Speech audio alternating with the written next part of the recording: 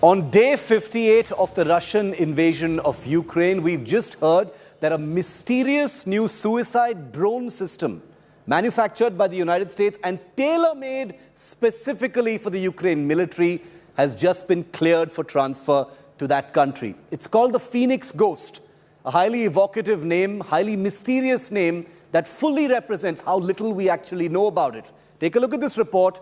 A lot of it may be guesswork, but it's an educated guess about what this drone is really all about. Take a look.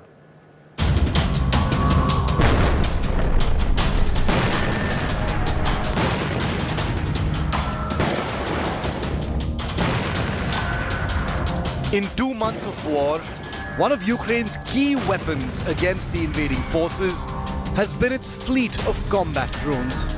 In video after video, Ukraine has demonstrated drone application to lethal effect, from destroying Russian tanks and vehicles to even allegedly distracting Russia's giant cruiser Moskva so it could be targeted from another direction with anti-ship missiles. And now, Ukraine is all set to receive a mysterious new combat drone.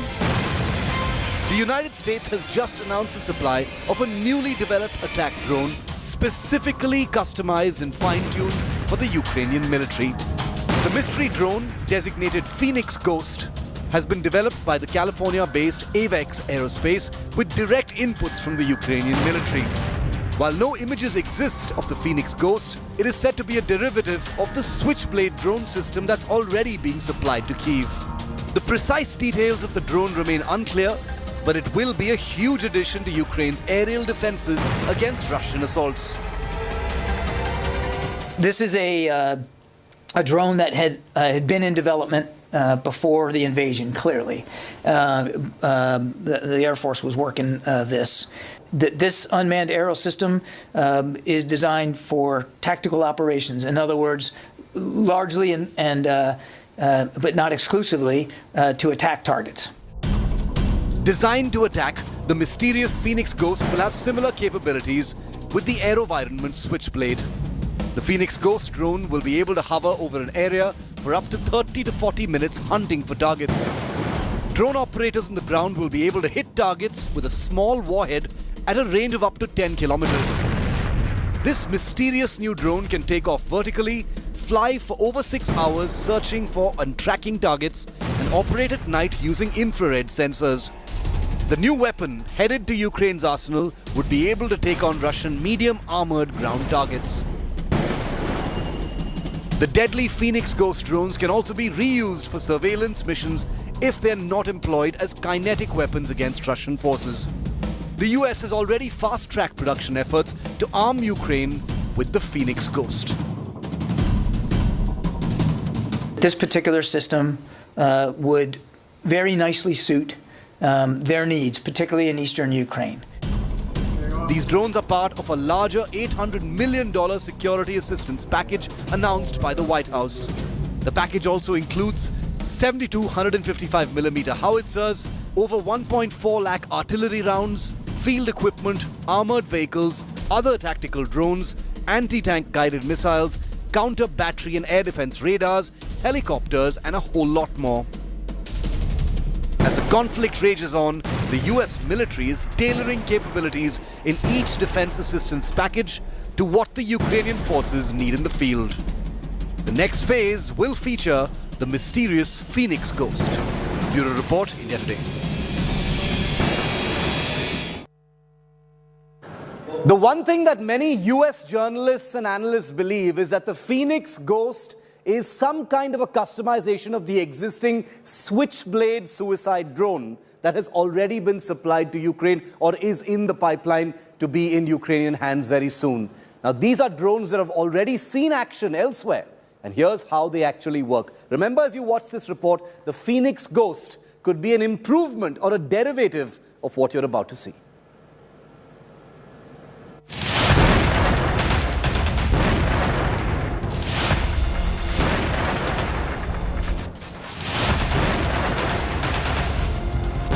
Using its missiles and drones given by the West to make the war more equal, taking out Russian jets, choppers and tanks with devastating ferocity. Ukraine's fabled Bayraktar drones have been immensely helpful for embattled Kyiv, proving to be the Brahmastra in its arsenal. And now there's a massive leg up for Ukraine, as Pentagon plans to gift it 10 of the newest Switchblade drones with the reputation of the most potent tank killers. Under a $300 million aid to Ukraine, the tank-buster drones work in kamikaze fashion, plunging at the target after waiting stealthily. The swift suicide dive ends in complete destruction of the target. The Switchblade 600 drone, weighing 24 kgs, is designed specifically to attack tanks flying distances up to 40 kilometers, loitering over a target for about 40 minutes. They can also use warheads meant for Javelin missiles. The small drones, made by Aerovierment Ammunition Major, carrying warhead, detonates on impact. As officials call it, the flying shotgun. The early version of these dive-bombing drones was secretly sent to Afghanistan in 2010 to fight the Taliban. The US says the Switchblade 600s are a higher level of technology that provides Ukraine additional capacity to go after Russian armor formations. We've already sent in 100 Switchblade UAVs that were already in our stocks. We sent them in from those stocks. I don't know where they are in the transshipment process, but they arrived over the earlier this week. So they'll be getting into Ukraine quickly if they aren't already there. That's the 100 that President Biden announced a couple of weeks ago.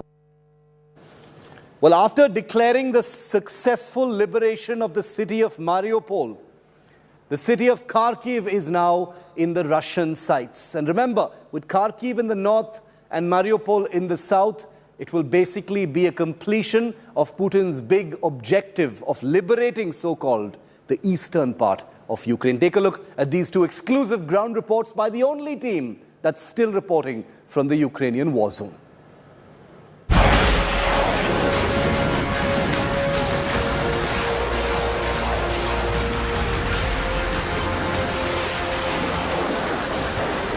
Vladimir Putin's mission Mariupol is complete. The Ukrainian port city is now in Russian control, the biggest victory yet for Putin's forces.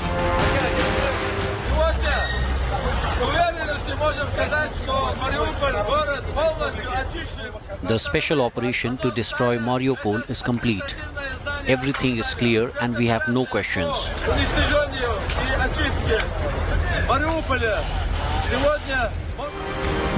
The only resistance in Mariupol is this steel plant, where Ukrainians remain cooped up, as Putin has ordered his troops not to breach or storm into the Azovstal plant, but to surround it from all directions.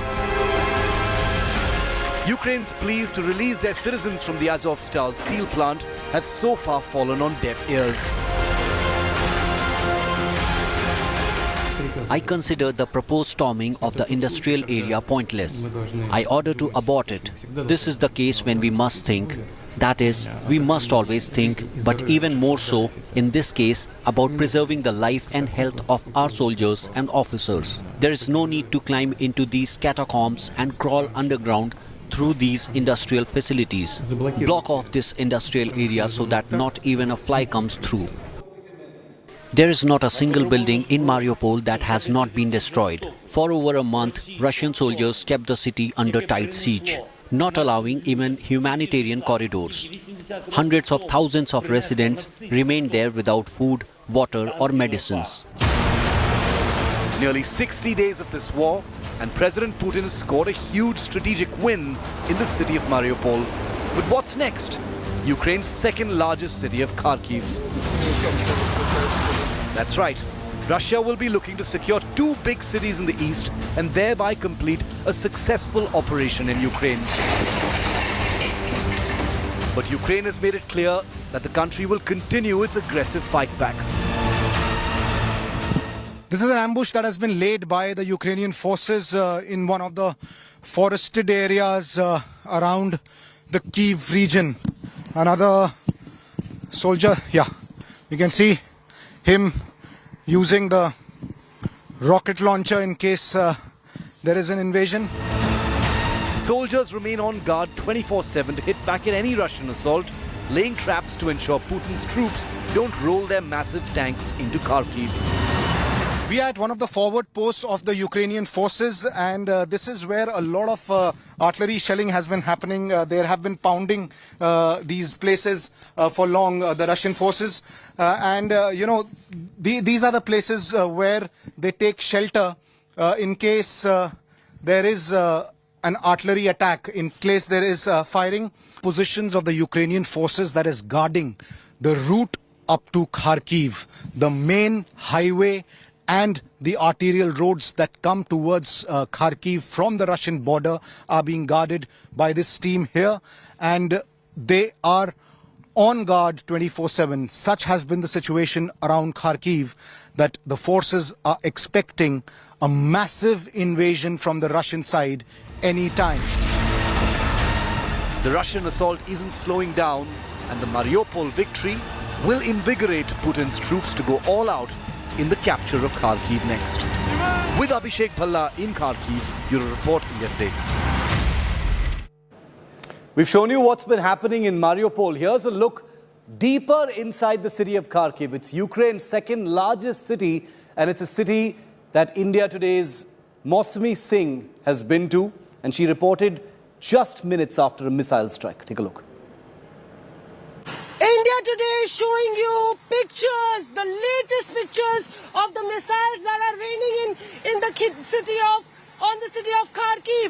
Behind me you can see that plumes of smoke on the plant, missiles rained in on the street, and 1, 2, 3 fire brigades, firefighters, working overtime here. Look at the buildings.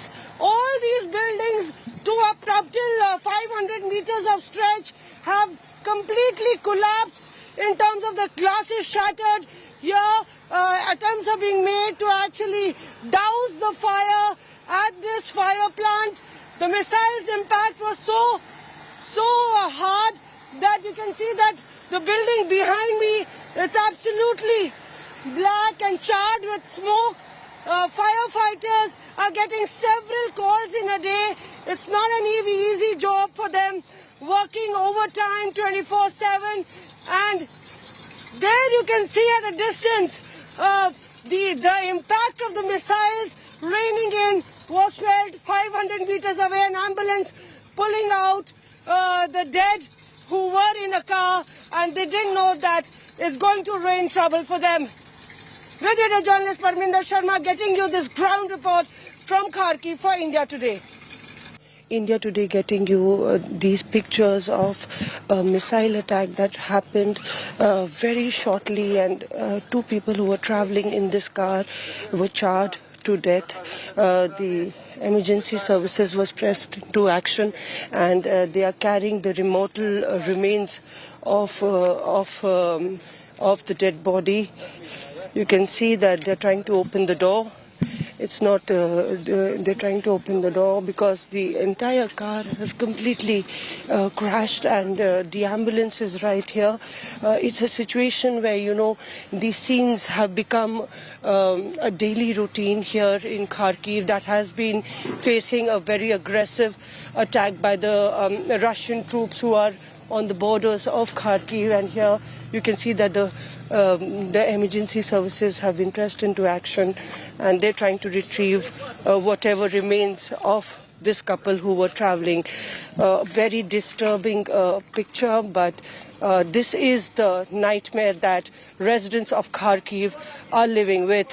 India Today getting you this exclusive but heartbreaking report from Ground Zero. With video journalist Parminder Sharma, this is Mausami Singh in Kharkiv for India Today.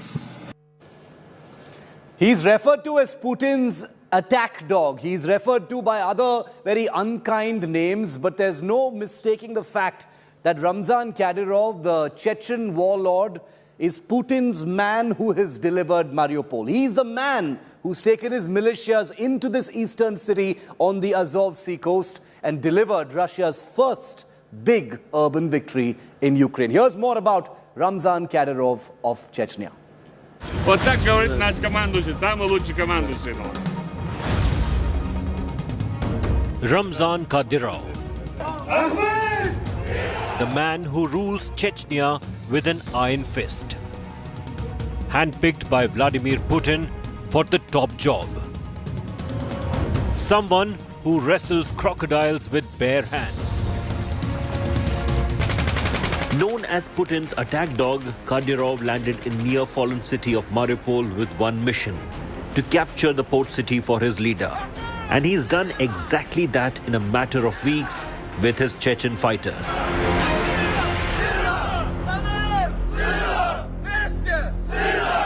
Kadyrov portrays a macho image of himself, frequently posing with guns and military garb.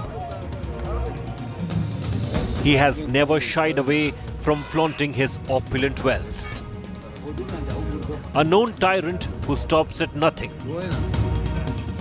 The Chechen president has been accused of a wide array of human rights violations under his rule. Kadyrov has been accused of ordering torture and extrajudicial killings, along with a string of assassinations of Russian journalists and human rights activists. A number of his Chechen critics who sought asylum abroad were attacked or killed even on foreign soil. Kadyrov imposes regression through violence in Chechnya, where he ordered women to be shot at with paintballs for not observing the Islamic dress code, even urging men to block their wives from using WhatsApp. The Chechen leader also backs polygamy and in the past has ordered purges against homosexuals, going on to claim there is no homosexual person in Chechnya. Ramzan Kadyrov is one of Kremlin's deadliest weapons. And Putin's strategy on unleashing Kadyrov on Ukraine is clearly working.